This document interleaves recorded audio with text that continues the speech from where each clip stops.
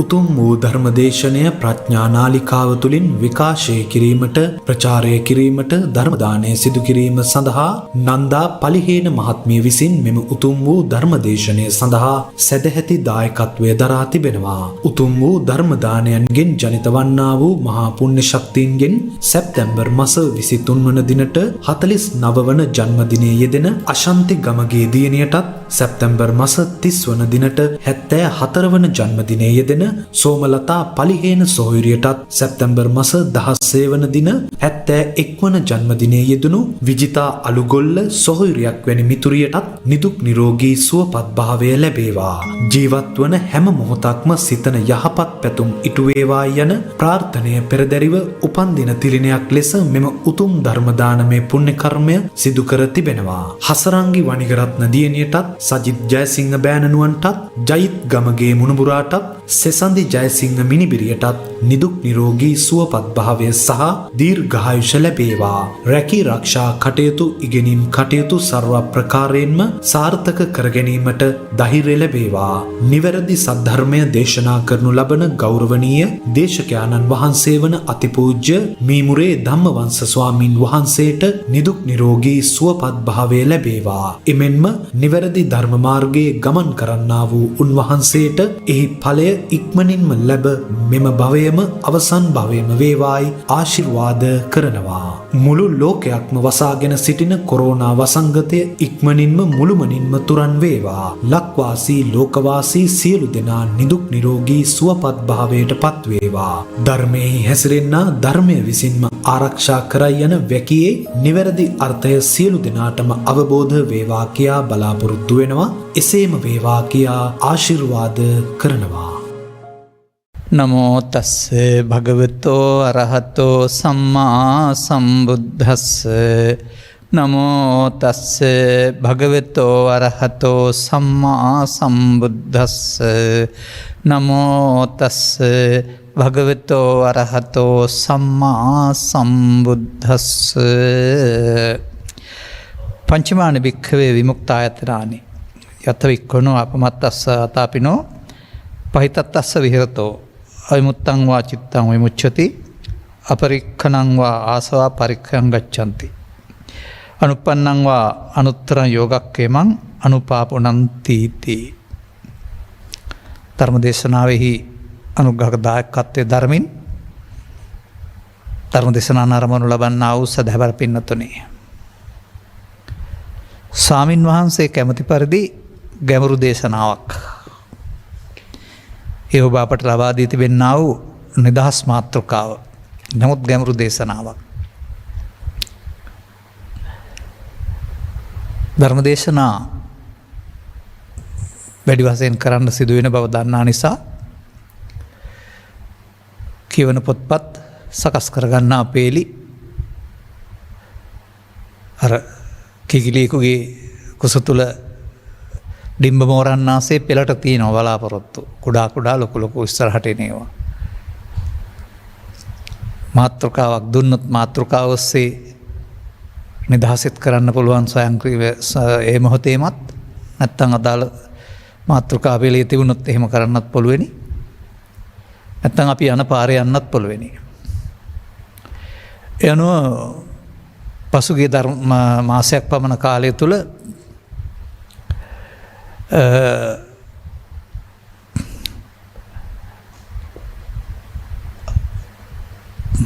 අංගුත්තර නිකායේ පංචක නිපාතෙන් තෝරාගත්තා වූ විමුක්තායතන කියන මේ සූත්‍රයෙහි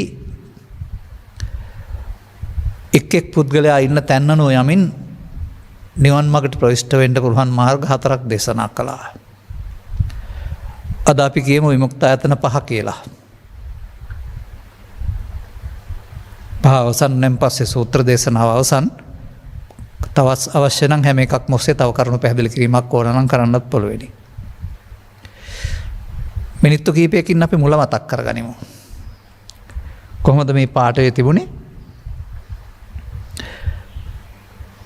පාලියෙන් තින්ද සිංහලෙන් කියනවා නම්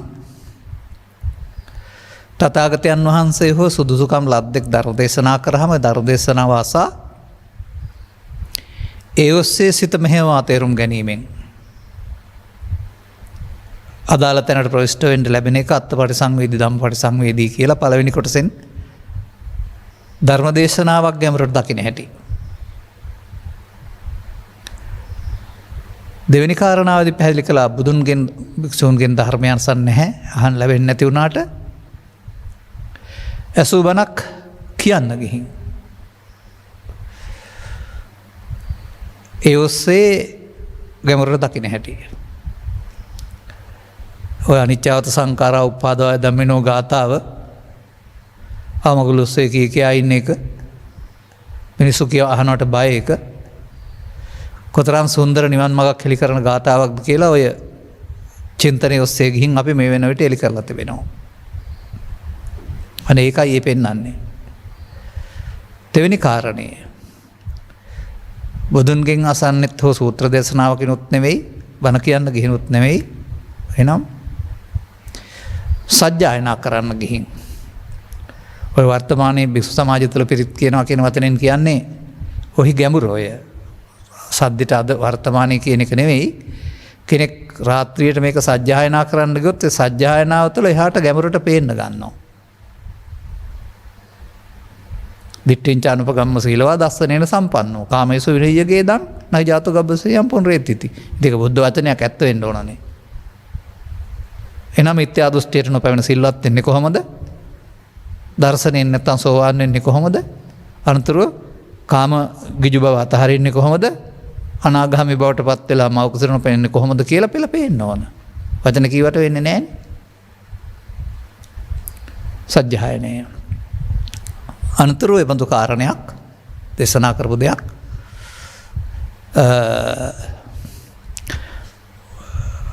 ගැඹුරට හොයමින් විතක්ක විචාර මනසානුපේක්ෂණ ඔස්සේ බුදුන් වදාළ වදයක් ඇත්ත වෙන්න ඕන. එහෙනම් කොහොමද ඒක ඇත්ත වෙන්නේ අද වෙන්නේ නැත්තේ ඇයි කියන එක හොයාන ගියාපහමත් මේක හොයාගන්න පුළුවන්. මේ කාරණා හතර පැහැදිලි කරමින් හතර ආකාර ධර්ම දේශනාවක් ඔබට අහන්න සලස්වා තිබෙනවා. විමුක්ත ආයතන පහ පහුනෙත් අපේ ධර්ම දේශනාවන් ප්‍රිය කරන අයගේ ඉල්ලීම් මත ලබන මාතෘකා නිසාමයි වෙන ගැටලුවක් මොකුත් තිබුණේ නැහැ. එයනවා අපි අද ඉතුරු එකට යමු. මෙන් කියවෙන්නේ මේ පහම ඕන කියන එක නෙවෙයි. Taman යම් තැනකද ඉන්නේ. දැන් තථාගතයන් වහන්සේ ධර්ම දේශනා කිරීම තුළ මා දකින සූත්‍ර දේශනාවල ඔවුන් යම් තැනක කියන්නේ වාඩි වෙලා ඉන්න තැන නෙවෙයි. සත්‍ය හොයාගෙන ආපු ගමන් මගේ පල්ලෙහාමද ඉන්නේ මැදද ඉන්නේ යම් වැරදි පාරකද ගිහින් ඉන්නේ එතෙන් එනකල් උන්වහන්සේ නෝ. එතනින් එහාට මම කියන දෙත් අහන්නකෝ කියලා අර පාර වැරදි කියන්නෙත් නැහැ. ඉන් එහාට පෙන්නනවා. ඒ වගේ මෙන්න මෙතන තියෙනවා මේ වර්තමාන සමාජයේ නැත්නම් එදා සමාජයේ තවත් පිරිසක් හිටි තැනක් සහ එතනින් එහාට යන පාරක්. එදා හිටපු අය මට්ටම නම් අද මට මොන ගහන්නේ නැහැ. නමුත් ඒ පාරේ යමින් ඉන්න තැන්වල පිරිසක් ඉන්නවා උන්ට තමයි මේක අදාළ වෙන්නේ. අපි බලමු. අපිච්ච කස්ස අඤ්‍යතරං සමාධි නිමිත්තං සුග්ගහීතං හෝති සුමනසිකතං සුපධාරිතං සුප්පටිවිද්ධං පඤ්ඤාය. මේ මොකද කියන්නේ? මෙතනින් එහාට තමයි තිබෙන්නේ. අර කාරණා හතරමත් නෙවෙයි නම් තවත් කෙනෙක් ඉන්නට පුළුවෙනි. මොකක්ද මේ කියලා තියෙන්නේ? යමෙක් විසින් එසේ වුවත් යමෙක් විසින් අන්‍යතර සමාධි නිමිත්තක් මොනවට උගුණ ලද්දේ පුහුණු කරන ලද්දේද? අන්න දැන් අපිට අවශ්‍ය තැනකට එන්න එනවා. සමාධි සම්මා සමාධි මිත්‍යා සමාධි.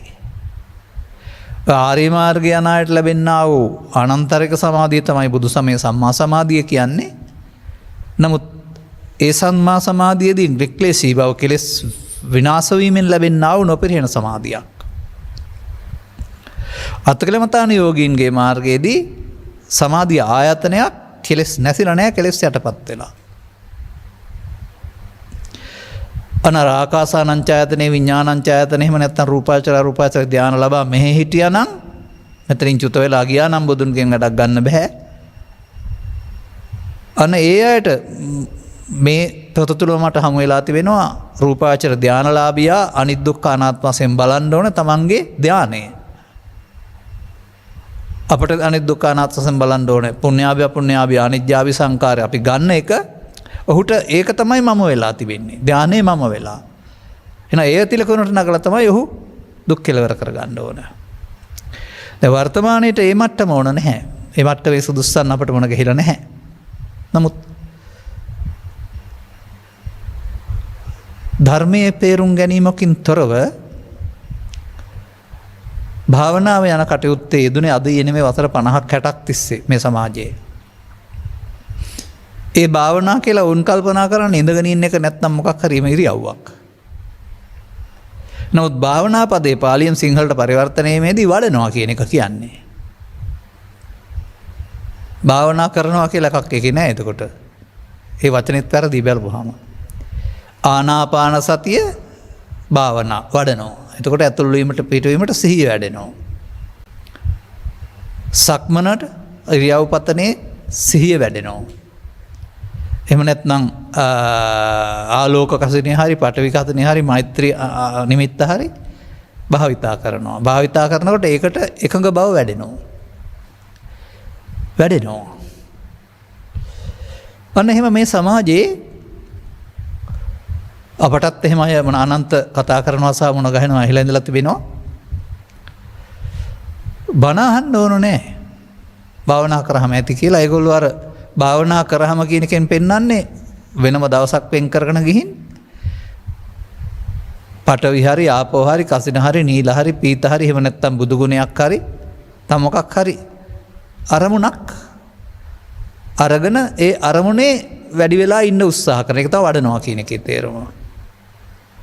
ඊට අපහසුයෙන් කරන්න ඕන දෙයක් මොකද තමන් හංගගත්ත කෙලස් ටික ඇවිදින් පීඩණයටපත් කරනවා බලපෑම් කරනවා ලේසි නෑ ඔකින් නැගිටින්න කියලා. නමුත් වෙහස මහන්සි වුණොත් මේ අරමුණක් ගැනීම තුළ අනිත් අරමුණු එන්නේ නැති එකේ සුවේ වැටහෙනවා. ඒකත් හොඳට තේරුම් ගන්න ඕන කාරණයක් මේ මග යන අය. මේ සිතට එන අරමුණේ තියෙන දැවිලි තැවිලි ටික නෙමේ දුක කියලා කියන්නේ. ඒ කියන්නේ මමත්වෙන් ගැනීම තුළ උපාදානස්කන්ධා දුක්ඛ කියන්නේ ඒක. ඒවා හිතට එන්න ඕනනේ. රාගෝච දේශ මොහොච ආවමනේ දැවෙන්නේ. එන්න නම් හිත ඉඩ තියෙන්න ඕන. දැන් සාමාන්‍යයෙන් හිතට ඕන වෙලාවක අරමුණක් එන්න ඉඩ තියලා අපි ඉන්නකොට එතකොට විවිධ අරමුණු එනවා. අපි අරමුණකට පුරුදු කරොත් එහෙම ඒ අරමුණ නැවතම ඒ අරමුණම හටගෙන දැනට අපිට මේකට හුරු කරන්න පුළුවන්. විනාඩියක් දෙකක් පැයක් එකමාරක් තවත් එහාට. එතකොට එතෙක් ඒ අරමුණ තිබෙන නිසා වෙනත් අරමුණ වලට එන්න ඉඩ නැහැ. එන එන්න ඉඩ නැති අරමුණ වල දැවිල්ල තැවිල්ල මොකක්වත් නැහැ මෙතන සංසොන්. මතක තියාගන්න. නමුත් ඒ අරමුණු එන්න හෝ දුක් උපදින්න තියෙන හේතු නැති වෙලා නෙමෙයි සේරම එහෙමම තියෙනවා. මොකද මේ යන්නේ පංචස්කන්ධය අනාත්මය දැනගෙන අනුසය හිස් කරන්න නෙමෙයි. ධර්ම මාර්ගය නෙමෙයි මේ යන්නේ. තථාගතයන් වහන්සේ වදාළ. මේක රටේ සහ ලෝකේ ප්‍රචලිත වෙලා තියෙන දෙයක්. බණක් දන්නේ නැතුව ඕන දෙයකට කරන්න පුළුවන් දෙයක්. කරලා හැම සමාධිය හදාගත්තා ඉන්නවා. අපිත් ඉතින් ඕවා දන්නවා. කරලා තියෙනවා. අද අපි ඔය අරමුණකට හැංගිලා අරමුණ වළක්වන්න මහන්සි වුණේ නැතුව ස්වභාවිකව මුහුණ දීලා ඉන්නවා අපි කතා කරන දෙයටම. නමුත් අපි බණ ගැඹුරට තේරුම් ගන්න ඉස්සර වෙලා ওই පාරේ තමයි ආවේ. ඒ නිසා ඒවා නොදැන නෙමෙයි මේ කතා කරන්නේ. ඒක ස්වභාවය දන්න නිසා. එතකොට දැන් මෙතන දැන් හොයන්න කාරණයක් තියෙනවා. මොකද්ද හොයන්න ඕන? මොකද්ද ආයතනයක් කියන්නේ? චක්ක ආයතන, සෝත ආයතන වගේ මේවට ආයතනයක් කියනවා. දැන් අර ආනන්තරික සමාධිය කියන්නේ ආයතනයක් නෙමෙයි. ඒක නිකලස් වෙනකොට ස්වභාවිකව පවතින දෙයක්. නමුත් මේවා කෙලස් යටපත් කරන හදා ගන්නා වූ සිතේ තැනක්. ඒකයි ආයතනයක් කියන්නේ. ආකාසානංචයතන විඤ්ඤා අරමුණක් ඒක. දන්නේ නැති වුණාට තවත් පංච උපාදානස්කන්ධයක්. ඒකේ උපාදානයේ තියෙන ලෝභය, ද්වේෂය නෙමෙයි, කාමය නෙමෙයි. ඒකේ තියෙන සමාධියට තියෙන ඇලීම, සංසොන් බවට. දැන් හොයන්න ඕන කාරණයක් තියෙනවා. මේ සම්මා සමාධියද මේ බුදුන් වහන්සේ වදාළ ලෝකෝත්තර සමාධියද නැත්නම් මේ මම දැන් කෙලෙස් නැති වෙලාද ඉන්නේ යටපත් වෙලාද? එහෙම තියන අය කල්පනා කරන්න. එහෙම පැයක හෝ කාලයක ඉන්න පුළුවන් නම් ඒ වෙලාවට ඒක තියෙනවා. ආපහු ඔබ නිවැසියෙක් නම් ගෙදර යන්න නැත්නම් ඒක අතහරින්න. සමාජයට මුහුණ දෙන්න. දැන් ඔබ ළඟ සිත ඇතුළේ තිබුණා වූ සියලුම දුර්වලකම් පාලනය වෙලාගේ පෙනුනට ආපහු එන්න අවශ්‍ය මූලයන් තියෙනවා නේද කියන එක තේරෙවි. පැවිදි සමාජයටත් තේරෙවි, ගිහි සමාජයටත් තේරෙවි. ඒ මොකද වුනේ? ඒ තණ්හා අනුසයට මේවා බැස ගන්න හැටි තේරුම් ගත්තෙත් නැහැ. තණ්හා අනුසෙන් ඇවිදින් ඡය කරන මාර්ගය යන්නෙත් නැහැ.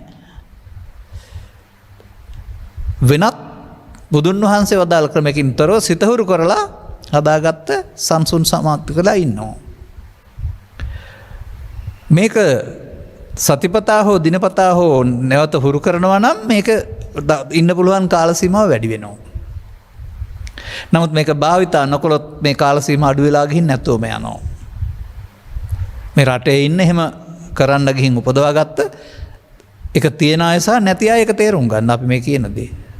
වැඩ වැඩි වෙලා ඒක භාවිතා කළේ නැත්නම් අර භාවිතෝ බහුලීකතෝ බහුකොට භාවිතා කිරීම නැති වෙනකොට කාල සීමාව අඩු වෙලා ගිහින් හිටපු තැනට වැටෙනවා.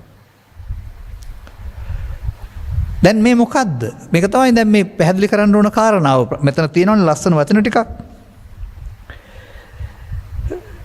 මේක දැන් හොයලා බලන්න ඕන ප්‍රඥාවෙන් මේ බුදුන් වහන්සේ වදාළ එකද වෙන පාරක්ද?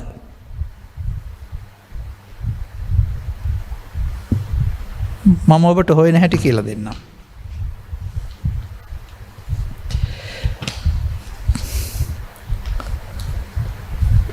මහා කච්චායන මහරහතන් වහන්සේ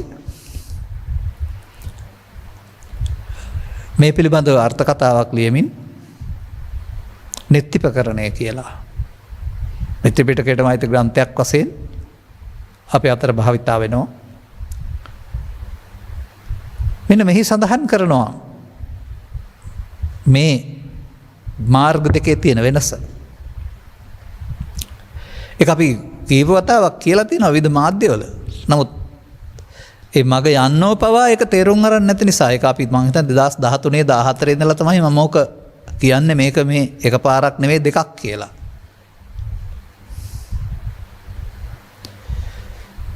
එතකොට අපි මේ සිතට සංසුන් බවක් ආපුහම දැහැනකට සමු ඇදුණයි කියලා කියමුකෝ අපි. ඒ සංසුන් බව ආයතනයක් වීම සහ ආයතන නොවීම නිසා මොකද වෙන්නේ? ආයතනයක් නිසා ඒකට අනිත් අරමුණු වලට එන්න ඉඩ නැහැ රාග දේශ මොහයන්ට. එතකොට යටපත් වෙලා.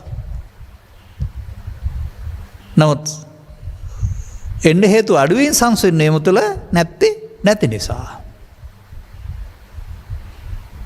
මේ පදය නෙත්තිප්‍රකරණක තුළ පවතින්නේ ධානං විරාගෝ තානි ද්විදානි කියලා.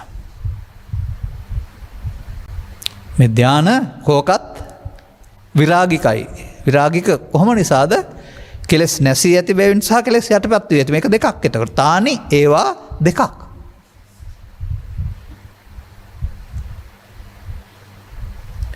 ඊළඟට දෙආකාරයක් පෙන්නනවා.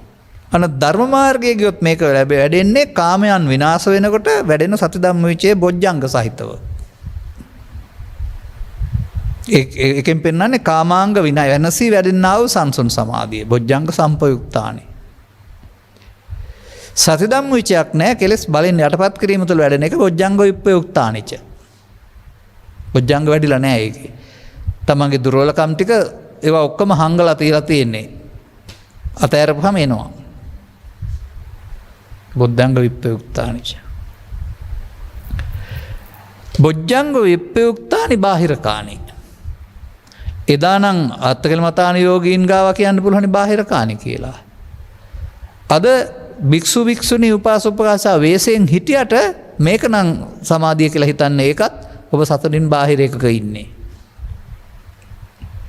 බොජ්ජංග සම්පයුක්තානි අරිය පුද්ගලානි සෝවාන් වලින් එහා පැත්තට තියෙන සංසුන් සමාධියේ ස්වභාවය තමයි මේ ආර්ය පුද්ගලින් සතුව තියෙන්නේ. දැන් මේක උතරම් ප්‍රශ්නයක් කරගන්න ඕන නැහැ. දේවදත්ත කියන්නේ කවුද? දේවදත්ත කියන්නේ බුදුන්ට ගල් පෙරලා ලේසර් වල අපාය ගිය කෙනෙක්. ඒ කෙලෙස් වලින් වැඩ ඔක්කොම කරන්න පුළුවන්කම දෙන ලෞකික දානකින් අජාසත් කුමාරයා රවට්ටන්න පුළුවන්කමක් තිබුණානේ. එහෙනම් අර කෙලෙස් යට කරගෙන කරන්න පුළුවන් වැඩක් මේක. නමුත් මේ කෙලෙස් යට කරන වැඩ මේ උපදවා ගන්න දේවල් ලෞකික ධාන කියලා කියන්නේ පිරිහෙන බැවින්. මෙහෙදි නෙමෙයි රූපී අරූපී බඹතලවල පවා එකේ බැලුනේ හුලම් බහින වගේ පෙරුණාම ප්‍රතිසන්දියට එන්න වෙන්නේ අර චිත්තාභ්‍යන්තරයේ අනුසය ප්‍රහාණය නොවු නිසා. මං හිතන්නේ මං උපන් කාලේ වෙන්නේ නැති. අහලා විතරයි තියෙන්නේ දන්නේ නැහැ. ඔය බුද්ධ ජයන්ති යුගයේ එවඳු කෙලෙස් යටපත් කරන්න ගිහින් ලෞකික ධානයක් ලබා ගත්ත අය කළ වැඩ ටිකක් පිළිබඳව මම අහලා තියෙනවා එක්කෙනෙක්. ශ්‍රී ලංකා තාපසනිකාය කියලාකුත් ආරම්භ කරා කියලාත් නමකුත් තියෙනවා නම කියන්නේ නැහැ. නමුත් පසු කාලීනව ඒවා පිරිහි සාමාන්‍ය කෙනෙක් විදිහට හිටියා. ඒක තමයි අර.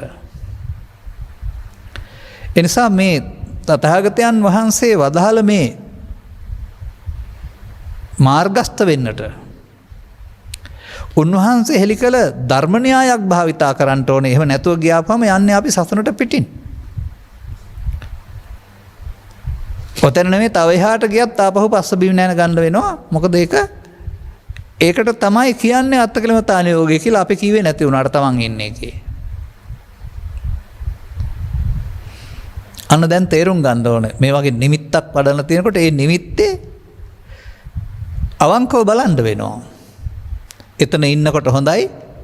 නමුත් තමන්ගේ චිත්තාභ්‍යන්තරය අතෑරුවාම නැත්නම් වෙනත් වෙලාවක ඒවා ක්ලේශයන් හොල්මන් කරන බව තියෙනවද නැත්නම් පෙර තිබුණා වූ කුහකම් අඩුපාඩු දුර්වලකම් අපේරම තියෙනවද කියලා අපිට නෙමෙයි තමන්ට තේරෙන්නේ. අපිට නම් එහෙම කතා කරපු අය කියලාත් තියෙනවා. අපි මෙහෙම බඩලා තියෙනවා. නමුත් හිටියා දැන් තේරෙනවා සිත ඇතුලේ කෙලෙස් සේරමත් එහෙමමයි කියලා අපට කියලාත් තියෙනවා. එන මේ බුදුසමයේ වෙන්න ඕන ක්ලේශයන් ප්‍රහීන වීමනේ. ක්ලේශයන් ප්‍රහීන වීම හදාගත්ත සමාධියක් තුළ වෙන්නේ නැහැ. එතකොට එන්නේ නැහැ. මතක තියාගන්න. පැයක් කාලයක් තුළ ඉන්නතුරු එහෙනම් එන්නේ නැහැ මොකොත්. හිටියන් ඉන්න පුළුවන්. එයාර අපේ අය හිතන්නේ සිත එකඟ කිරීම භාවනාව කියලානේ. නමුත් මේකේ පෙන්නන්නේ අරමුණු විදර්ශනා කරන්න ඕනේ. විදර්ශනා කරන්න එන්න ඕනේ. එහෙම නැත්නම් ඉන්ද්‍රිය භාවනාවේ පෙන්වන්නේ අරමුණක තියාගන්න නෙමෙයි පංච ඉන්ද්‍රයන්ට මුහුණ දීලා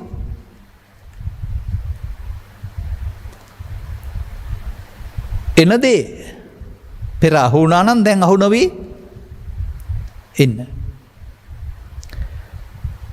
දැන් තථාගතයන් වහන්සේ පහන සංඥා විග්‍රහ කරමින් කොහොමද පෙන්වන්නේ? අරමුණක් හදාන එකට වෙලා ඉන්න කියලා පෙන්නනවද? නෑ. අන්න විදර්ශනා භාවනාවේ අවස්ථා තුනක් මේකේ පෙන්වලා තිබෙනවා.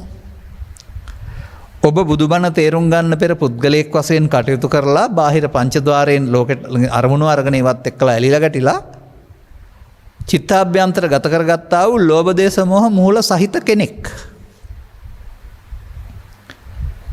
දැන් මේවා ආපහු වෙන එක තමයි ඔය මානසික දුක කියලා කියන්නේ. ඒ ආපුවම ඉන්නවා මැරෙනවා පේන්නේ නැතුව ගහබැන ගන්න එක කපා කොටා ගන්න එක ඇනුම්පද කියන එක ඒක තමයි පෘථග්ජන සමාජයේ ලක්ෂණය. පිස්සන් කොටුව කියන්නේ ඒකයි.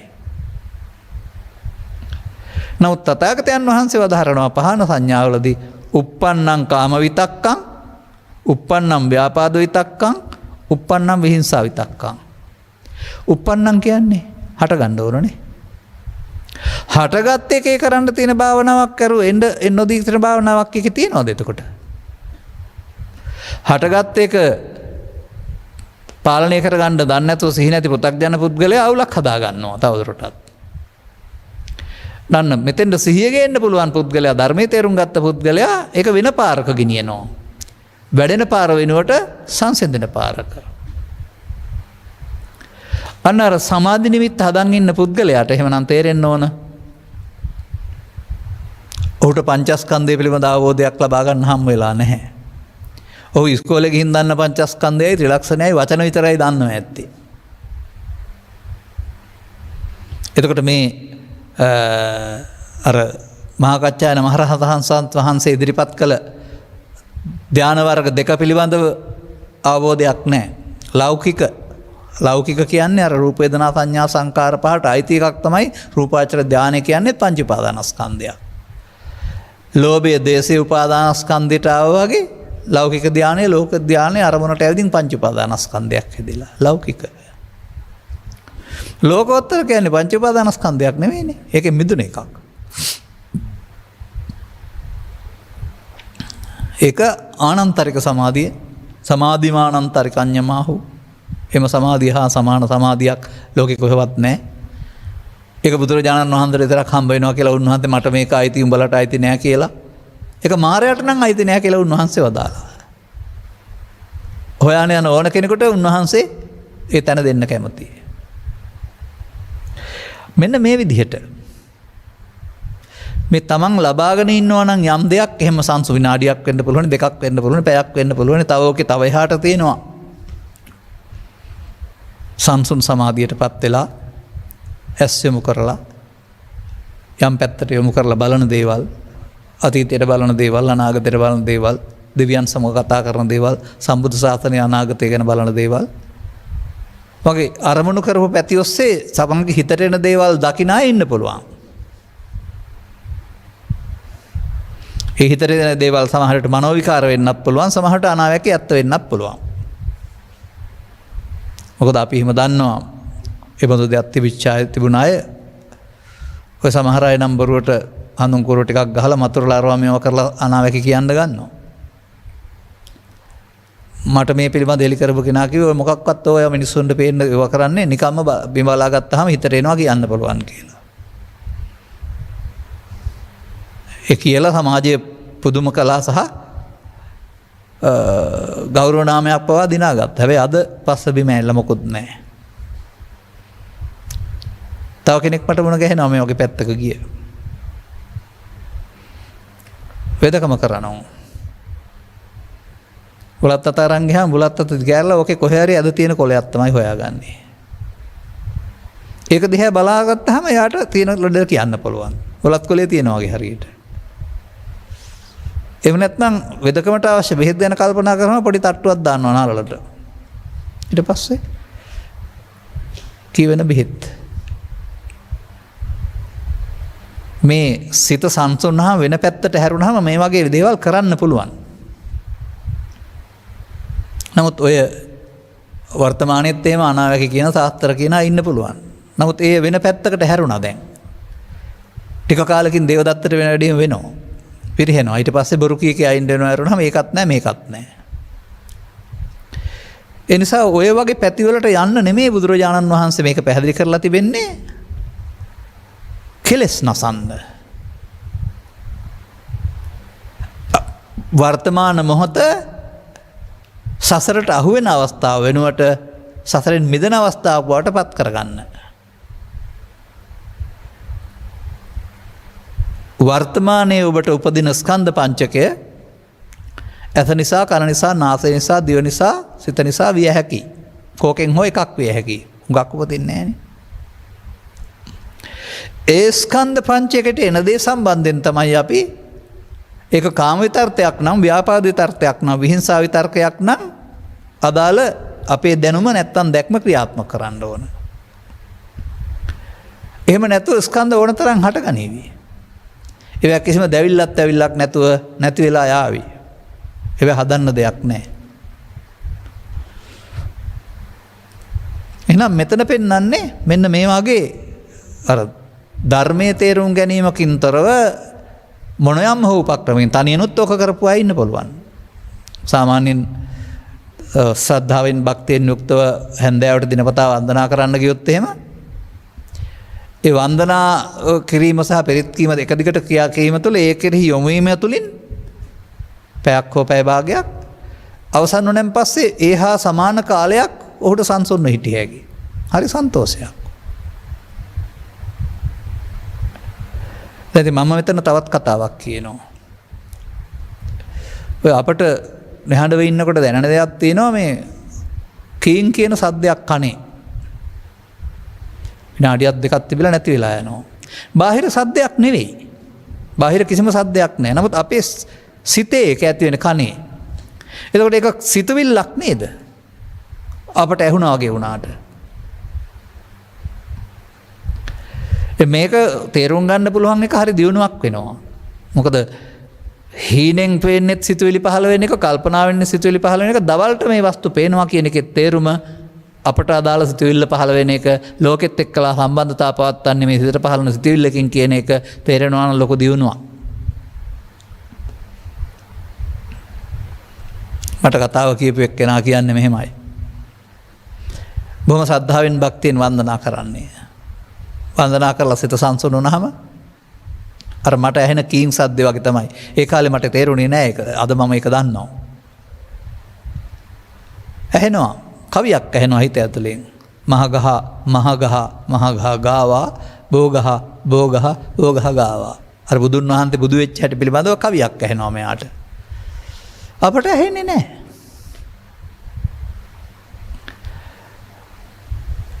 මේ නින්ද කියලා කියන එකේ යම් මට්ටමක් ඔබේ හිතේ තියෙනවා නේද? බය හරි, කනගාටුව හරි, ලෙඩක් හරි, මුත්‍රාබාර හරි, තව මොනවා තරහ හරි, ඒකට ගැලපෙන්න තමයි සිත සිතුවිලි පහළ වෙන්නේ.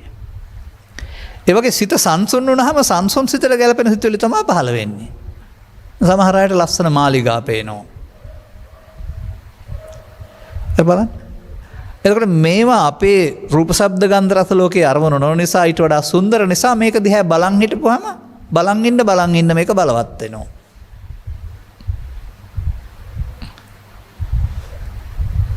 ඉතින් අපේ රටේ ඉන්නවා ඕවටම භාවනා කරන අය. දෙවියෝ බලන්න, එළියෝ බලන්න, බුදුන් දකින්න, එළියක් පහළ වෙනකල්.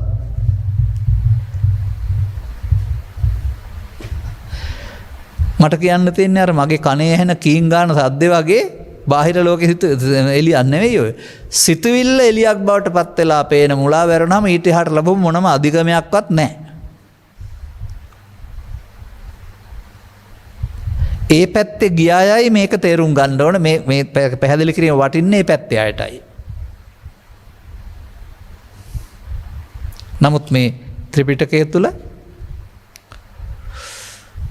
බණ භාවනා බණ නෙවෙයි, බණ භාවනා. මේ සූත්‍ර දේශනා කියලා කියන්නේ ඔබව පිළිබඳ කරන පුදුම විග්‍රහයක්. හරියට උදාහරණකින් පෙන්වන්නේ කැඩපතක් ගෙදරට කැඩපතක් ගෙන්නත් පෙන්නපම ඉන්න ගෙදර ඉන්න ඔක්කොටම කැඩපතේ මූණ පේනවා වගේ ඔබ හිතන් ඉන්න විදිහට වඩා වෙනස් විදිහකට ඔබ පෙන්නනවා මේ සූත්‍ර දේශනා තුළ. සූත්‍ර දේශනා තුළ පෙන්වන ඔබ දැක ගන්න. මම කියන්නේ අර පටාචාරකේ කිසాగෞතමී කතා අහලා සතුටු වෙන්නේ නැතුව මේ සූත්‍ර දේශනාවල පෙන්වන ඔබ පැත්තට මේක හරවා ගන්න. එතකොට ඔබ ස්ත්‍රී පුරුෂ ගිහි පැවිදි කියන වචනට ඉක්මවයෙන් හුඟක් ගැඹුරට ඔබ පෙන්නනවා. අන්නේ පෙන්වන කාරණා ටික තේරුම් ගන්න එක තමයි කල්යාණ මිත්‍ර සේවනයේ සද්ධර්ම ශ්‍රවණය කියලා කියන්නේ. දැන් තිබෙනවා අපි අතින් වුණ වරදක්. දැන් මේක නිවැරදි කරගන්න ඕන. ඒක ඉතින් ධර්ම ශ්‍රවණයේ පටන්ම නිවැරදි වෙනවා.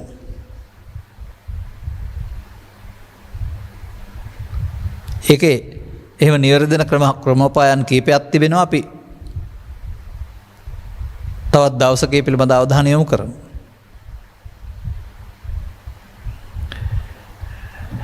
යතා යතා භික්ඛවේ භික්ඛුනෝ අඤ්‍යතරං සමාධි නිමිත්තං සුග්ගහීතං හෝති සුමනසිකතං සුමනසිකතං සුපධාරිතං සුප්පටිවිද්ධං පඤ්ඤාය තථා තථා සෝ තස්මින් සමයේ තස්මින් ධම්මේ අත්ත පටිසංවේදීච හෝති ධම්ම පටිසංවේදීච. ඔබ මේ විමුක්තායතනයට සවන් දුන්න නම් සූත්‍ර දේශනාවලට හැම එකකම එක තැනක් තියෙනවා. කොතනින් ආවත් එන්න ඕන තැනක් තියෙනවා. එතනින් එහාට තමයි පාර තියෙන්නේ. අන්න ඒක තමයි මේකෙන් පෙන්වන්නේ. අත්ත පටිසංවේදීච ධම්ම පටිසංවේදීච. යම් යම් පරිදි අර්ථය ඔහු විශේෂයෙන් දැනගන්නවා අර්ථ ධර්ම. ධර්මය කියලා කතා කළේ කෝපටිද පිළිබඳව ඔහුට යම්කිසි අවබෝධයක් ලැබෙනවා. අර ආකාර කීපයම එදා සමාජයේ තිබිච්ච දේවල්. ඒ අය ඉන්න තැන් පටන් මේ අත්ත පටිසංවේදීච ධම්ම පටිසංවේදීච කියන තැන දක්වාම ඔහුට එන්න වෙනවා.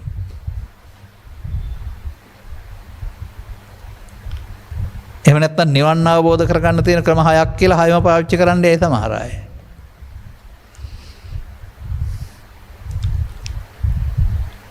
තමන්ට මේ පිළිබඳව වැටහීම ලැබෙන්න ඕන. අපි අපේ ධර්ම දේශනා තුළ මේ සඳහා තථාගතයන් වහන්සේ විවර කළ මං පෘථග්ජනයා සම්බන්ධයෙන් සංස්කාරයන්ගේ නිත්සුකාත්මය ආර්ය පුද්ගලයා සම්බන්ධයෙන් ඒක අනිදුක්ඛ අනාත්මය බවට පෙන්වලා තිබෙන ධර්ම මාර්ගය. පෘථග්ජනයා සම්බන්ධයෙන් දුක සහ හේතු වශයෙන්ුත් ආර්ය පුද්ගලයා සම්බන්ධයෙන් නැති වුණු තැන සහ මාර්ගය වශයෙන්ුත් පෙන්වලා තිබෙනවා. පෘථග්ජනයා සම්බන්ධයෙන් කාමාංග වශයෙන්ුත් ආර්ය පුද්ගලයා සම්බන්ධයෙන් බොජ්ජංග වශයෙන්ුත් පෙන්වලා තිබෙනවා. සතර සතිපට්ඨානය කියන්නේ කාරණා 15ක් විතර කාරණයක්. ඒ නිසා මේක දෙකට බෙදන්න බෑ. ඒකේ ධම්මානුපස්සනාවට තියෙන කාරණා 6-7මත් මේක ආපහු ලෞකික ලෝකෝත්තර පැනට බෙදන්න පුළුවන්. කර්ම මාර්ග ධර්ම මාර්ග යටතේත් කර්ම 4 යටතේ කර්ම 4න් 3ක් කර්ම මාර්ග යටතට ඒක පෘථග්ජනයින් සඳහාත් කර්මක් ක්ෂය කිරීමේ කර්මය ආර්ය පුද්ගලයන් සඳහාත් විවෘත වෙනවා. මරණ සතිය කියන කාරණාවත් ඔබ දකින ජීවිතාවසානයේ මරණය කියන එකට තියෙන සිහිය කියලා හදාගත්ත මුලාව වෙනුවට ස්කන්ධයන්ගේ උපතේදී මරණයේදී අනාගත ඵල උපදින්න හේතු ඉතුරු නොවෙන්න අවසන් කරන්න දිනු කරන්න ආව සතිය මරණ සතිය වශයෙන් උත් පැහැදිලි කරලා තිබෙනවා. බැලුවම මේත් විමුක්ත ආයතන. එකක් කළොත් අනිත් ඔක්කොම කෙරෙනවා. අර සමහර අය ඉල්ලන පරි මේ සේරම එකට ගලපන්නත් මගෙන් ඉල්ලනවා. නෑ. එකක් කරනකොට කෙරෙනව ඇරුණාම ගලපන්න මහන්සි වෙන්න ඕන නෑ. මේ සියල්ල කුමක් තුළද පවතින්නේ? හොඳයි ඔබට සීල සූත්‍රයේ පෙන්වන වචනේ මොකක්ද?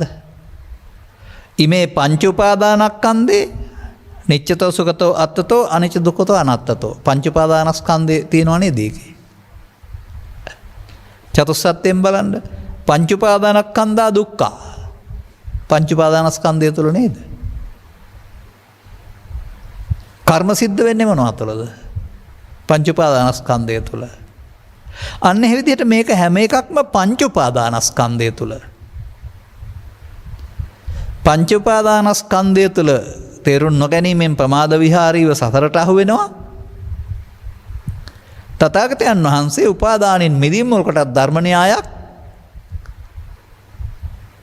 එදා සමාජයේ තිබෙන වදන් ඔස්සේ විවිධ ක්‍රමෝපායන් ඔස්සේ පැහැදිලි කරනවා. අපිත් ඉතින් පාසල් යන කාලේ ඉගෙන ගන්නවා බුදු සමයේ ගැඹුරු ඉගැන්වීම් කියලා මේ වචන ටික. ඒ වචන වලින් එකක් ප්‍රායෝගිකව අනුගමනීය ප්‍රතිපදාව බවට පත් කරගන්නේ නැත්නම් ඔබට බුදුන් වෙත යන්න බෑ. තේරුම් ගන්න වෙනවා. ඒ බුදුන් කියන්නේ ප්‍රතිමාව හෝ ශරීරය හෝ නෙවි. ඒ තථාගතයන් වහන්සේම වදාරන්නේ ධර්මයේ දකීද බුදුන් දකී කියලා. අනතුරු ඒක ධර්මයේ දකින්න යන පාර වශයෙන් පෙන්වන්නේ පංච උපාදානස්කන්ධය අනිත් දුක්ඛ අනාත්ම වශයෙන් බලන එක තමයි මාර්ගය. ගියාම හම්බ වෙන්නේ ධර්මය. වක්කලීට වදාරලා තිබෙන්නේ එහෙමයි. ධර්මයට යන මාර්ගය. මාර්ගයේ ගියාපම ධර්මය හම්බ වෙනවා. ධර්ම මාර්ගය නෙමෙයි ඒක. ධර්මයට යන මාර්ගය. අන්නේ විදිහට අපට මේක වැටහෙන්න ඕන මිනිසා තුළ පවතිනා වූ ප්‍රතිපදා දෙකක්. බුදුවරු හමු නොවන සමාජයේ මිනිසා පුද්ගලයෙක් වශයෙන් යහපත් වුණාට අයහපත් වුණාට පවෙන් පිනෙන් ධානයෙන් වෙනස්කම් තිබුණට ආර්ය සත්‍ය හමුවේදී ඔහු පමාද විහාරී.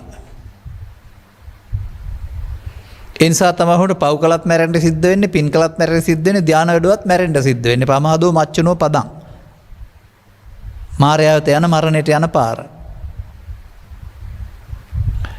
ඒ නිසා පමාද විහාරීත්වය, පමාද විහාරී මොහොත අපමාද විහාරී වෙන්න මම මොකද කරන්න ඕනේ? ඒක ඔබේ අවබෝධය වෙන්න ඕන. අන අවබෝධය වුණාන් පස්සේ ඔබට මට සරියුත් මහරහතන් වහන්සේට බුදුරජාණන් වහන්සේට මේකේ කරන්න වැඩ දෙකක් තිබුණා කියලා මම දකින්නේ නැහැ. මන්දයත් ධම්මං සරණං ගච්ඡාමි විග්‍රහ කිරීමේදී ස්ත්‍රියට වෙනයි, පුරුෂයාට වෙනයි, ගිහියට වෙනයි, පැවිද්දට වෙනයි, සාමණේර ස්වාමීන් වහන්සේට වෙනයි, නායක ස්වාමීන් වහන්සේට වෙනයි කියලා ධම්මං සරණං ගච්ඡාමි වලට ආකාර හයක් නැහැ. හැමෝටම ධම්මං සරණං ගච්ඡාමි. අනේ මේ ධම්මං සරණං ගච්ඡාමි තේරුමම සමාජයට තේරෙනවා නම් මේ සමාජයේ කොතරම් සාමකාමීද? ධම්මං සරණං ධර්මයේ සරණ කරගන්න අය. නමුත් එය ඊටා ගැඹුරු තැනක සිට නොගැඹුරුම තැනකට ඇවිදින් වචවාචික අර්ථයක් පමණයි. ධර්මයේ සරණ කරගන්නේ. ධර්මයේ මොකද්ද දන්න කෙනෙක් නැහැ කවුරුත්. ඒ වචනේ එහෙම කියමින් ඒ වෙනුවට අපි ඒකට අලුත් වචනයක් එකතු කරන් තියෙනවා සමාජයේ. බුද්ධං වන්දාමි, ධම්මං වන්දාමි, සංඝං වන්දාමි. බුදුන් දහම් සංඝුන් වඳින වස්තු බවට පත් කර ගැනීමට අපි බාල වෙලා. දැන් වඳින වස්තු වලදී ආයත් කර්ම මාර්ගයේ සුක්ඛං සුක්ඛ විපාකං කර්ම විපාක ඇරුණාම ඊට එහා දෙයක් ලැබෙන්නේ නැහැ. පෘථග්ජන සමාජයේ ධම්මං සරණං ගච්ඡාමි වල අර්ථය අවලංගුයි කියලා කවුරු හරි තේරුම් ගන්න මේ සමාජයේ. ඒක පෘථග්ජන සමාජයේ වළංගු එකක් නෙමෙයි කියලා. ඕන්නම් බහුම් වේ සරණං යන්ති ගාථා 4 අරගෙන බලන්න. යෝච බුද්ධංච ධම්මංච සංඝංච සරණං ගතෝ චත්තාරි අරිය සත්‍යානි සම්මප්පඤ්ඤාය පස්සති. ඒතං කෝ සරණං කේමං ඒතං සරණ උත්තමං ඒසං සරණ ආගම්ම සබ්බ දුක්ඛා පමුංචති. අර සියලු දුකින් මිදෙනවා කියලා තියෙනව නේද? අත්තාගේ මුත්තාගේ පටන් බෞද්ධ බවට පත් වෙලා හැමදාමත් තෙරුවන් සරණං ගච්ඡාමි කිව්වා. කවුද දුකින් මිදුනේ? අන්න එහෙම අපි මේ පිළිබඳව ටිකක් විමසිලිමත් වෙන්න වෙනවා. දැන් එතකොට සමාධිය තියෙන පුද්ගලයාට තේරෙන්න ඕන මොකක් කියලාද ඒක? අර අර්ථය දැනගන්නකොට ඒකත් පංච උපාදානස්කන්ධයක් කියලා තේරෙන්න ඕන. කොහොමද අපි ඒක හොයාගන්නේ? ඒක හොයාගන්න පංචස්කන්ධය කියලා කය කියලා ගත්තාම තේරුම් ගන්න බෑ. ඒක හොයාගන්න ඇස නිසා, කන නිසා, නාසය නිසා, දිව නිසා, කය නිසා, සිත නිසා කියනා වූ මේ දොරවල් 6 නිසා හමුවන අරමුණු විඳින්න ගියාම දොරවල් 6 නිසා වේදනා 6කුත්, දොරවල් 6 ඒව හඳුනා ගන්න සංඥා 6කුත්, දොරවල් 6 ඇති වෙන ඒවා නිසා ඇති වෙන සංකාර 6කුත්, දොරවල් 6 ක්‍රියාකාරීත්වය වෙනස්කම් හඳුනා ගන්න විඥාන 6කුත් පහළ වෙනවායි කියන මේ ඔබ ඔබ සතු ද්වාර 6 ඔස්සේ රූප වේදනා සංඥා සංකාර විඥාන ඒවා 6ක් පහළ වෙනවයි කියන එක ඉගෙන ගන්න ඕන.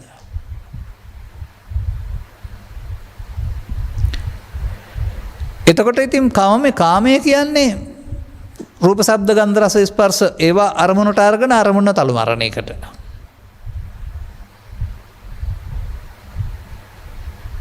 ඒකත් අර කීංගාන සද්දය ඇහෙනවා වගේ බාහිරේ උදව්වෙන් තමන් හදාගන්න සිතුවිල්ලේ තමන්ට අදාළ සංකල්පය කාමයේ තියෙන්නේ. බාහිර එකේ නෙවෙයි.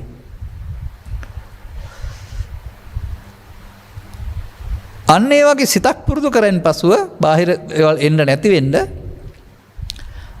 සිත බලවත් වෙනවා. ඒ සිත. දැන් තවත් කාටවත් එන්න ඉඩ නැහැ. ඒ බලවත්කම නිසා. ඒකට තමයි සමාධිය කියන්නේ. දැන් මේක මොකද්ද? ඇහෙන් කනෙන් නාසයෙන් උපදවාගත්ත එකට නෙවෙයි සිතේ හදාගත්ත ධම්මකාමෝ.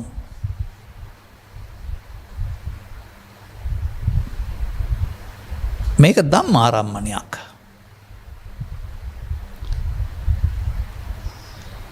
එතකොට තමන් ආයෙත් කොහෙද ඉන්නේ?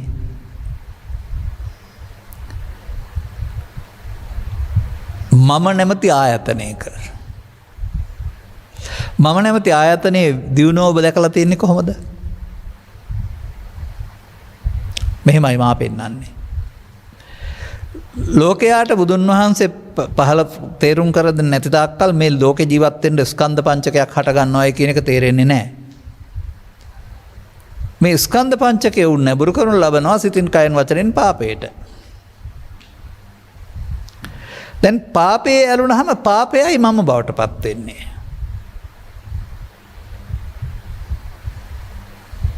ඒතන් මම ඊතහමස්වෙන් ඒසෝමේ අත්තා පාපේ මම වෙලා තියෙනවා. යම් විටක උන්ට කරුණු කාරණා වැටහීම තුළ පවින්වත්යෝ පිනට මාරු වෙනවා. ඒත් පංච උපාදානස්කන්ධය තුළ දැන් පින මම. අරකට අපුණ්‍යාවි සංකාරය කියනවා මේකට පුණ්‍යාවි සංකාරය කියනවා.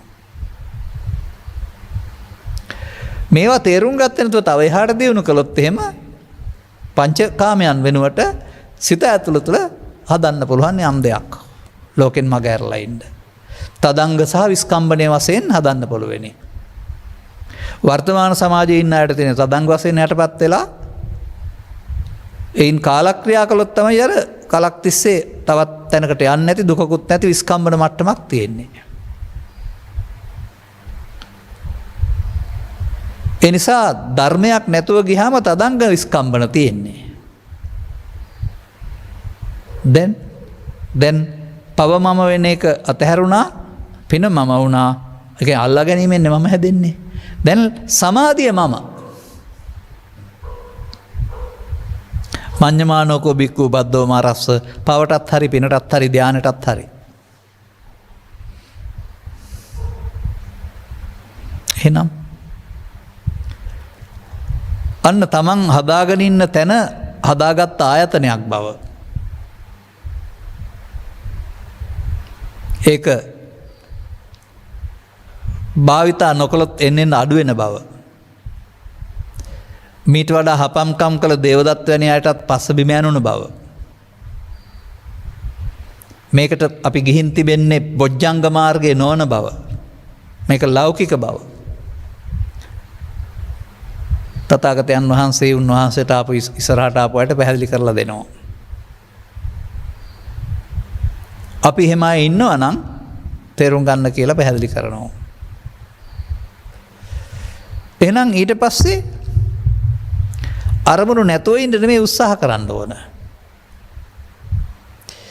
අරමුණු ඇදින් වද දෙන එක වළක්වන්න ඒවා එනකොට දකින්න තියෙන්න වෙනවා. එනිසා ඉන්ද්‍රිය භාවනා සූත්‍රය තුළ හරි අරමුණු විදර්ශනා තුළ හරි මේ කාම විතර්ක ව්‍යාපාද විතර්ක සම්බන්ධයෙන් හරි අරමුණු නැතුව ඉන්න කියලා නෑ.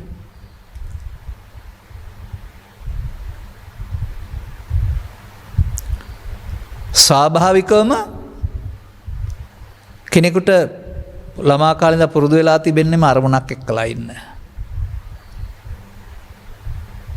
එතකොට සිත හුරු කරගත් නැති පුද්ගලයන් තමන් තියපු දේවල් පෙරහැර ඉන්න වගේ බලන් ඉන්නවා. තේරුම් ගන්න තමයි ඒ ආසාවන් ප්‍රහීනලා යනකොට ඔය එනවා අඩු වෙනකොට ස්වභාවික සංසුන් බවක් තියෙන හදපු දෙයක් නෙමෙයි ආය. එතකොට ඒක අර ආසාවන් අතහැරෙනකොට ලැබෙන දෙයක්. හදන දෙයක් නෙවෙයි. ආයතනයක් නෙවෙයි. එතකොට මෙන්න මේ තත්ත්වයේදී කෙනෙකුට මේ අරමුණු වල අවසානයක් හම්බ වෙනවා. ඒ කියන්නේ හේතු තබා අවසන් කිරීම නෙමෙයි හේතු නොතබා අවසීම යම් දවසක අහු වෙනවා. ඒක මට කියන්න තියෙන්නේ මේ විදිහට තමයි. අපි හිතමුකෝ දියණියකට හරි පුතෙක් හරි පියාගේ වියෝගය නිසා දැන් කනගාටු වෙන්න ඉන්නවා. ලොකු කනගාටුවකින් ඉන්නේ. ඉතින් කතා කරන්නෙත් නෑ. එයා කියනවා මට ටිකක් නිස්කලංකව ඉන්න දෙන්නයි කියලා. එයා ගෙට ගිහින් නිස්කලංකව ඉන්නවා. මොකුත් හිතන්නේ නැතුව. දිවි නසා ගන්න හිතන්නෙත් නෑ. කන් නැතුව ඉන්න හිතන්නෙත් නෑ. මොකුත් නැහැ. නිහඬව ඉන්නවා. නිහඬව හිටපුවම ටිකක් වෙලාවකින් එයා දන්නේ අර ශෝකේ නෑ. දැන් ආපහු ඇවිදින් hina වෙලා ඉන්නවා. මොකද කරේ ඒකට? ඒක ඔස්සේ විතක්ක ਵਿਚාර කරන්න ගියේ නැත්නම් ඒක යනවා. දැන් නැති කරගත්තද? ඒක ඔස්සේ හිතන්න ගිය නිසා පවතිනවා හිතන්න නැති නිසා මොකද වුනේ? ඒක ඉබේ නැති වුණානේ. මෙන්න මේ වගේ මේ අරමුණු වල අපේ හැම විටම ඇතිවීමක් නැතිවීමක් තියෙනවා. ඒකේ පැති දෙකක් තියෙනවා. එකක් අල්ලාගෙන නැතිවීම, එකක් අල්ලාගන්න නැතුව නැතිවීම. අපි සංසාරේ පුරුදු කරේ අල්ලාගෙන නැතිවීම. අරමුණ තදින් අල්ලාගෙන ලෝභයෙන්, ද්වේෂයෙන්, මෝහයෙන් නැති වෙන එක. එතන මේ අරමුණේ ඇතිවීම නැතිවීම අනිත්‍ය කියලා කියනවා කියලා මම නම් දකින්නේ නැහැ. අරමුණ අල්ලා ගත්තාම අල්ලා ගැනීමට නිත්සුකාත්ම කියනවා. නිත්සුකාත්ම කොට ගත්තාම සතරට බැඳෙනවා. මඤ්ඤමානෝකෝ බික්ඛු බද්දෝ මාරස්ස. මේ පාරේ තමයි ඔක්කොම ඉන්නේ. සසර හදන සංහානුසය හදන පාරේ තමයි ඔක්කොම ඉන්නේ. තථාගතයන් වහන්සේ වදාරනවා මේ මොහොතම පාවිච්චි කරන්න පුළුවනි අල්ලා ගන්න නැතුව නැති වෙන්න. අමඤ්ඤමානෝ මුත්තෝ පාපිමතෝ හරියන්නේ නැද්ද එතකොට? මමත්වෙන් නොගන්නේ නම් අර මායයට වැදීමේවත් සංහානුසයට හේතු ඉතුරු නොවි අවසන් වෙනවා. දැන් ඒත් නැතිවීම නේද? ඒ අරමුණක් තුළ තියෙනවා නේද උපාදානයේ වී අවසන් වීම සහ උපාදානයේ නොවි අවසන් කීම කියලා දෙපැත්තක්. මේ බද්දෝ මාරස්ස මුත්තෝ පාපිමතෝ කියන්නේ. මේ බද්දෝ මාරස්ස නේද මඤ්ඤමානෝ නැත්තම් මගේ ආත්ම නැත්තම් සංස්කාරයන්ගේ නිත්සුකාත්මය කියන්නේ. සංස්කාරයන්ගේ අනිදුක්ඛානාත්මය කියන්නේ අමඤ්ඤමානය නේද? එතකොට මොකද වෙන්නේ? කෙලස් නැතෙනවා. ආසෝෂය වෙනවා. නිරෝධය හම්බ වෙනවා. අර බැඳීමේදී නිරෝධය හම්බ වෙන්නේ ඉදිරි සසරක් හදන්න හේතුවක් තියලා භව පච්චා ජාති හදලා තිද්ද වෙන්නේ. දැන් මෙතනදී භව නොවි අවසන් වෙනවා. ඒ නිරෝධ.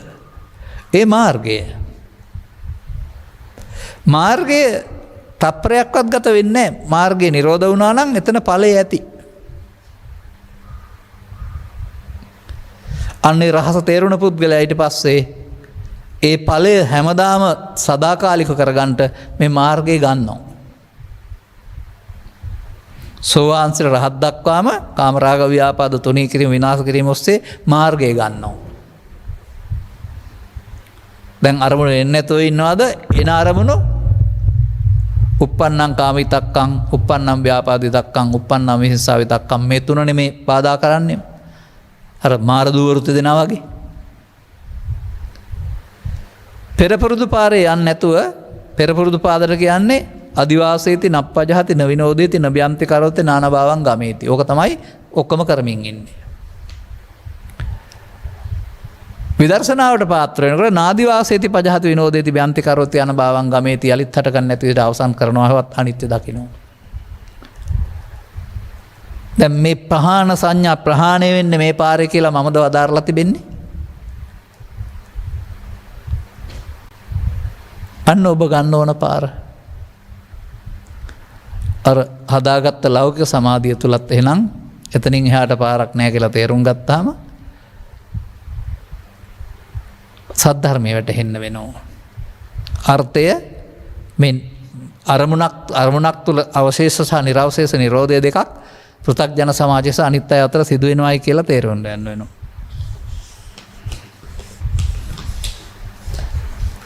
දැන් මොකද වෙනව ඇත්තේ? මෙසේ අර්ථය සහ ධර්මය ඔහුට වැටහෙන විට ප්‍රමෝදය උපදිනවා. එකයි අපි කිව්වේ ඔය තථාගතවරු හෙළි කරන ධහම වැටහෙනකොට ඒක හමුවීමම පුදුම මේක නේද මේ සංසාරේ හෙව්වේ කියලා. දැන් වර්තමානයේ 100,000 ගණනක් විවිධ තැන්වලට යමින් දන් දෙමින් සිල් රැකමින් භාවනා කරමින් බණ අහමින් එතන යන පාරෙන් එහාට නෑ කියලා ගියා අය ඉන්නවා. එතකොට ඒ හොයමින් ගියායට හම්බ වුණොත් මොනවද හිතනවද? වෙන්න ඕන දේ තේරෙනවනේ. ප්‍රමුදිතයාට ප්‍රීතිය උපදින්නේ. දැන් ඔය කතා කරන්නේ නිරාමස ප්‍රීතිය. ඔය සංගීත සම්දර්ශනික ගීත නැටුම් තියෙන ප්‍රීතිය නෙමෙයි. ප්‍රීතිමනස්ස කායෝ සංසිඳෙනවා කියලා තියෙනවා. ප්‍රීතිමනස්ස කායෝ කියන වචනේ ගන්න ඕනේ මෙහෙමයි. මේ ප්‍රීති සිතක් ඇති ඔහුගේ වේදනා සංඥා සංකාර විඥාන කාය සංසිඳෙනවා. එතකොට කාය සංසිඳෙනවා නෙමෙයි ඔය පෙන්නන්නේ. ඒ වෙලාවේ ඔබ දේශ මොහ සංසිඳෙනවා. ඒකයි ප්‍රීතිමනස්ස කායෝ කියන වචනෙන් පැහැදිලි වෙන්න ඕන. කාය වේදනා සංඥා සංකාර කාය ලෝභයෙන් ද්වේෂයෙන් මොහෙන් බැහැර වෙනවට තමයි මේ සංසිඳෙනවා කියලා පෙන්නන්නේ. වෙන වේදනා සංඥා සංකාර තියෙනවා.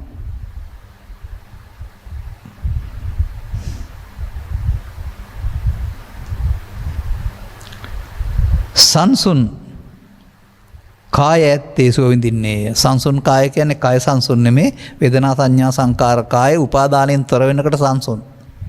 දැන් බුදුරජාණන් වහන්සේ පංචස්කන්ධය පාවිච්චි කළේ නැද්ද? සියලු කටයුතු වලදී. ඒකේ අවුලක් එහෙම තිබුණාද? ඒකේ තියෙන ක්‍රියාසිට පමණයි කියලා තියෙනව නේද? උපාදාන නැහැ, සතරට බැඳීමක් නැහැ කියලා.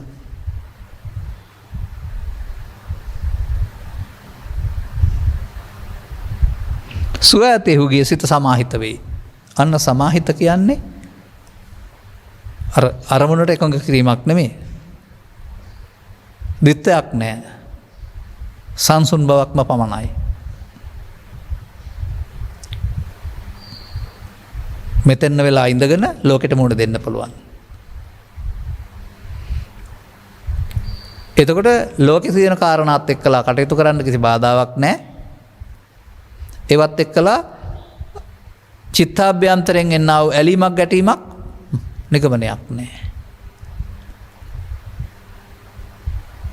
එතකොට විමුක්ත ආයතන නැත්නම් මිදෙන තැන්, මිදෙන්න මාර්ග. එබැවින් එබඳු මාර්ගයක ගිය පුද්ගලයෙක් ඉන්නවා නම් මේක තේරුම් අරගෙන සද්ධර්මයට පැමිණී ලෞකික සමාධිය වෙනුවට ක්ලේශයන් ප්‍රහීන කිරීමෙන් ලබා ගන්නා වූ සංසුන් සමාධියවත් ආනන්තරික සමාධිය වෙනත් දෙයක් බව තේරුම් අරගෙන අනුගමනීය ප්‍රතිපදාවක් තුළ ඔබටත් ලබාගත් ජීවිතේ ධර්මයේ සරණටපත් වෙන්නට මෙම කරුණු පැහැදිලි කිරීම හේතු වාසනා වේවායි කියන සුභාශිංසනය කරමින් මම ධර්මානුශාසනාව මෙතකින් අවසන් කරනු ලබනවා. මෙම උතුම් ධර්ම දේශනය සඳහා සැදැහි දායකත්වයේ දරනු ලබන්නේ නන්දා පලිහේන මහත්මිය විසින්. අරමුණු අතර සැප්තැම්බර් මාස 23 වෙනි දිනට 49 වෙනි ජන්මදිනය යෙදෙන අශාන්ති ගමගේ දියණියටත් සැප්තැම්බර් මාස 30 වෙනි දිනට 74 වෙනි ජන්මදිනය යෙදෙන සෝමලතා පලිහේන සොයුරටත් සැප්තැම්බර් මාස 16 වෙනි දිනට 71 වෙනි ජන්මදිනය යෙදෙන විජිතා අලුගොල්ල සොයුරියක් වැනි මිතුරියටත් නිදුක් නිරෝගී සුවපත් භාවය ලැබේවා. ජීවත් වෙන හැම මොහොතකම සිතන පතන යහපත් පැතුම් ඉටු වේවා යන ප්‍රාර්ථනාව පෙරදරිව උපන්දින තිරණයක් ලෙස මෙම උතුම් ධර්ම දානමය පුණ්‍ය කර්ම සිදු කරන ලදී. මම මේ උපන්දිනයක් වේවා කියන්න හැදුවේ නෑ. ඒකෙම තියෙනවා ඒක. ඔන්න උපන්දින දාණය. උපන්දින ටැග්.